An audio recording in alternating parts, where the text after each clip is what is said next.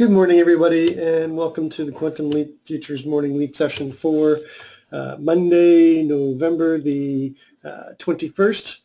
My name is Doug McKay. I'm the founder of Quantum Leap Futures. Each morning we get together in these live go-to sessions to take a look at the market macro to micro, take a look at the structure of the market, drill down to our trade levels, our targets, and create our hypotheses for our trading day.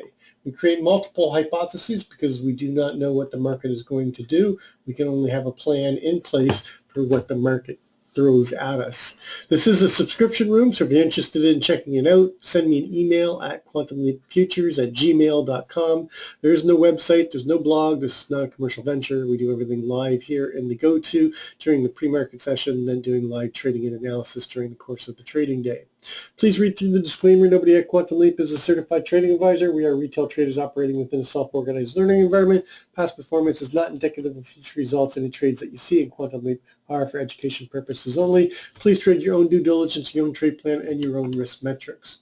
Okay, so taking a look at the news this week, it is the Thanksgiving, U.S. Thanksgiving week, so we do have a pretty light schedule other than the main one, which would be Wednesday for the Fed. We do have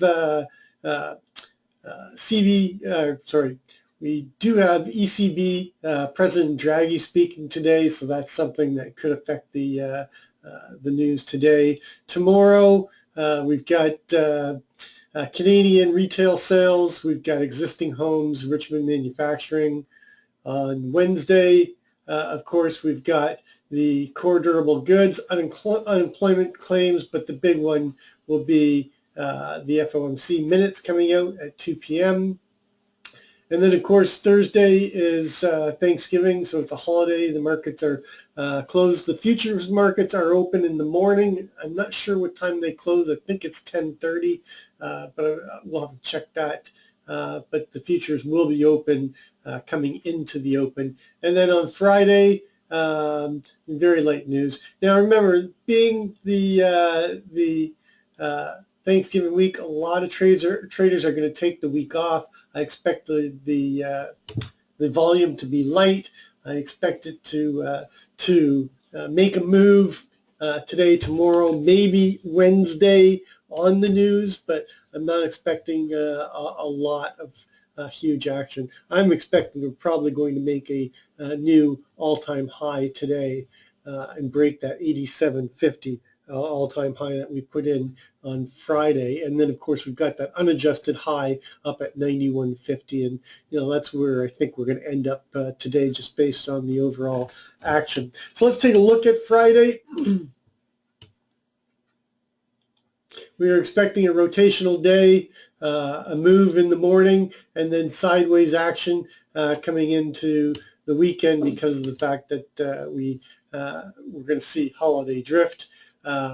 We open up just outside of range. They failed to hold above the range. They got back inside, chopped around the top, came down, hit the main target of the microcomposite VPOC, and then they just chopped around the volume area low and then tried to rotate back up, failed, and just basically went sideways, creating a distribution around the VPOC and around the 2180. So actually a pretty tight day, considering that our average 20 period daily ATR is running at 2629. And we put in a 10-point range in the RTH session. Opening up on Sunday night, we opened up our week at 2179.50. They went down to 79.25, and then rotated back up, failed, came back down, put in a newer low, and then we put in this low at 78.50, and then they never looked back. All European or all Asian session, and then when Europe opened up, they rotated it back down, put in a higher low, and then rotated back up and continue on. And now we're coming up and we're trading basically a couple ticks off of the all-time adjusted high at 87.50. just coming off of that. The market looks strong coming into today. The market is neutral to net positive in terms of inventory overnight. We really want to watch the 82.75. If we get below the 82.75, those longs could start feeling some pain, but we'll talk about that when we get into the composite. Let's just take a step back, as we always do each morning, and take a look at the macro to micro. I always like to start with a simple candlestick chart and use a 9 EMA, 20 SMA, and look at where we are within time frames of the different time frames in terms of the trend. Do we get slope and separation, strength of trend? Where are we challenging or violating that trend? Beautiful upward multi-year trend. Then at the end of 15, beginning of 16, they challenged and violated it. Then they took it back. Now we're getting continuation. We have this falling 3 pattern that is setting up. If we close on the monthly, this is a continuation pattern. You can see that we're starting to get slope and separation to the upside. The trend is to the upside on the monthly. On the weekly, same thing. We had our presidential week, and that limit down to 28.50, and then they took it all back and then some, and now we're getting continuation pattern, and we're starting to get slope. We don't have separation yet, but the trend is looking to be started up on the weekly. On the daily, you can see that that is accelerated, and we're getting good slope, good separation. Price is paralleling the 9 quite nicely, and we're getting this move up into all-time highs. We do have a naked cross down here, but that is not going to come into effect this week, in my humble opinion. Going to the intraday, you can see that we're just grinding our way up on the intraday, stair-stepping it up, and coming into the RTH session near the all-time highs with slope and separation and trend intact on the 4-hour. On the 1 hour, you can see accelerating that that trend, pushing up towards that 87.50 and towards that 91.50. Going to the 30-minute, same story. As we move down, everything is looking very positive. A little bit of a take back here on the 5-minute, but everything's looking pretty solid coming into the RTH session. So take a look at the bigger picture and look at the structure of the market. We've broken out of this long-term balance with the value area high at that 2166, our key line in the sand below, and then all the way down to that 2120.50. We've broken out just before they broke out. They accepted value in around that 2160.50 area, and then we broke out, and then we accepted value higher at the 72.50, and now we've gone up and made a new high on Friday, and now they're trying to hold value between around the 2-day microcomposite VPOC here at the 2180 area, with 78 being a key. I'm actually looking at the 76. I'll show you why. 76.75. If I put a 4-day microcomposite VPOC in here and then just expand this out, you can see that the key LVN of this microcomposite below the VPOC is where the 2-day price acceptance is, right in at that 2180, but the key LVN here is the 76.75, which is also the value area high of this particular microcomposite here. And really, if we can't hold that, there's not a lot to hold us. And I've got a nice target here at 74.75 with the microcomposite VPOC, the price where they accepted value after the breakout of the longer term value area down at 73. So I've got 2 nice targets to shoot for. This area of the profile is not developed as well as it should, and we can't hold above the 76.75. So I'm going to be using the 76.75. That also puts us below the overnight low and the Friday low. So that breaks two key components for us and gives us a good opportunity to get into the 74.75 and the 72.73 area. Now, whether we do that, we're likely to move up and leave this area alone, but it's something that I'm going to be watching for as my key line in the sand below. So taking a look at the daily, we've got the we're trading right there. We got 35 minutes. We're probably going to put in a new unadjusted all-time high if they can hold this 86 area. But right now, our overnight high is at 87, 2 ticks below the all-time high. And then the low is at the 78.50, one point above the range high and 2 ticks above the value area high from Friday. We have a P-shaped profile. It's almost a double distribution, but we didn't get a lot of price acceptance here, at the 81. But we do have that 82.75 I was talking about. That is an LVN, and it also is also the midpoint with the value area just below. So I'm actually going to use this whole area between the 82.75 and the 82 as a trade level. I want to look for longs above the 82.75 into the 84.25, which will be a target. But if we get below the 82, then I'm looking for a move down into the naked close at 80.50 with the microcomposite VPOC, and more importantly, probably looking for a move down into testing the overnight low and the value area low from Friday, and then ultimately our key line in the sand, which is going to be that 76.75, or I should call it warning line.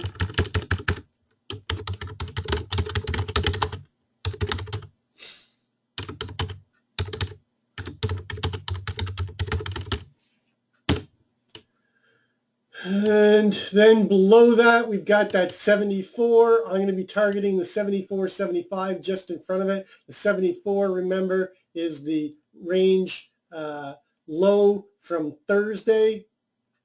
And then below that, we've got that really nice target, which is the 72.73 area, which encapsulates the microcomposite VPOC, the price we accepted after the breakout, and the naked close at 72.50 and the naked VPOC at 72.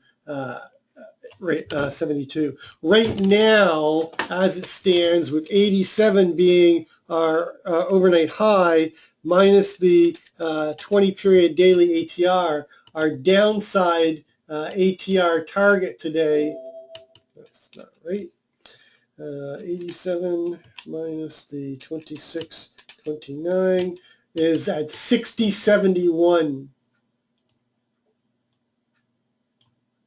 Why does that not look right? 21.87 minus 26.29. Yeah, it is 21.60.75.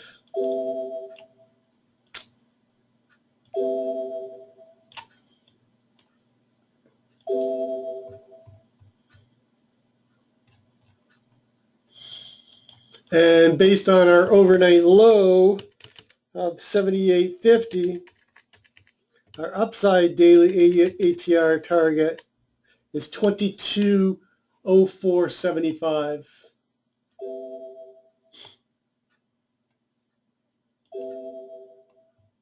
Weekly's not going to come into play right now. All right, and then all our levels below that all remain the same. And then to the upside, of course, we've got the break of the all-time high at the 87.50. And anything above that, I'm targeting the 91.50. And then there's really not a lot to guide me. I'm looking for a move up into the 2200 and above 2200. The daily ATR at 2204.75. I will be targeting the 250. And then above that, we've got the rule of 10 kicking in, and the possibility of going and hitting that 2010. I got really busy this weekend, so I didn't have a chance to go and check those measured moves. We did put the measured moves in the room, so let me just pull them up here. I thought I copied them over. Anyway, we'll do that during the course of the trading day. I don't want to make this too long. So still holding the 87, creating a HVN here at 86.50 with a little LVN at 86. But nothing really jumps out at me that I could use in this area to lean against. So what's my main hypothesis? My main hypothesis is continuation higher. Creating a very weak high here at the all-time high. So I'm looking for an open auction just in range or an open auction out of range. And if we open out of range, my hypo 1 will change to a possibility of an open test drive or an open drive into that 91.50. But if we're in range, I'm looking for an open auction in range, a move down into the 84, possibly the 82 level, maybe even down to the 81, but I'm expecting responsive initiative buyers to step in somewhere in this area right here and either reject value and rotate us up into 91. 91.50 is going to be our main target for hypo 1, with possibility of continuation and coming up into the 2200 and testing that. So hypo 1 is an open auction in range and move down, find initiative buyers somewhere between the 84 and the 80, and then rotate up through into the 91. Hypo 1B is if we open up out of range, then I'm looking for an open test drive or an open drive, and the two levels that I'd be looking for the open test drive would be the 85.50 and the 91.50. Open drive target is 91.50, and then push up, chop in the 90s, and then continue up into the 2200s and go and hit that 2202.50 and close in the 2200s and start our week off in new territory above. Hypo 2 or hypo 3, whichever way you want to call it, is an open auction in range, a failure to break out or a false breakout, and then find responsive sellers and rotate down into the 80 area and then chop around and go sideways with maybe a late day probe down into that 76, 74 area. So hypo 2 is an open auction in range, failure to break out or a false breakout, responsive seller stepping in, take us down into the value area and chop around in the value area and properly auction this area down here with maybe a late day probe down to the 76 or the 74.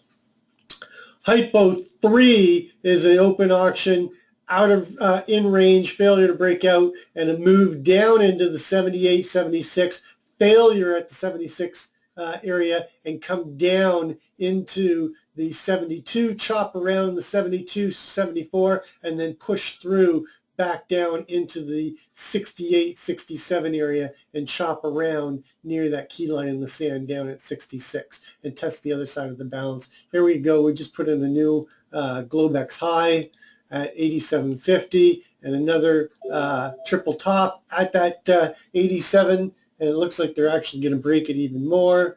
So we've got some movement coming, and we're likely going to be opening outside of range. So keep hypo 1B in your thoughts, and then we may just bounce off of the range high, but still 25 minutes, so hard to tell what's going to happen. So the hypo 3, which is the move down into the 66, basically a take back day failure. I know I'm all over the place this morning. And then the hypo 4 is basically a gap and go if we get it. So move up out of range before the open, and then an open drive, and basically gap and go up into the 2200s and go and hit that 2210 up there as a gap and go day. Low probability on that, but I think it's going to be two-sided action, and they'll probably make a move off the open and during the IB, and then they'll grind it out the rest of the day. Anyway, we are currently trading above the upper Keltner, or above this Keltner center line at 83.50. Our overnight VPOC is at the 84.75.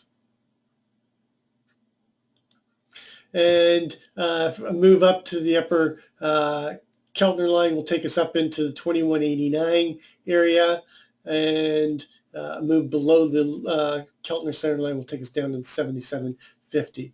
So that fits within our hypotheses and our key levels. That's going to complete our pre-market session for the morning. As always, trade well, trade safe, and we'll catch you on the flip side.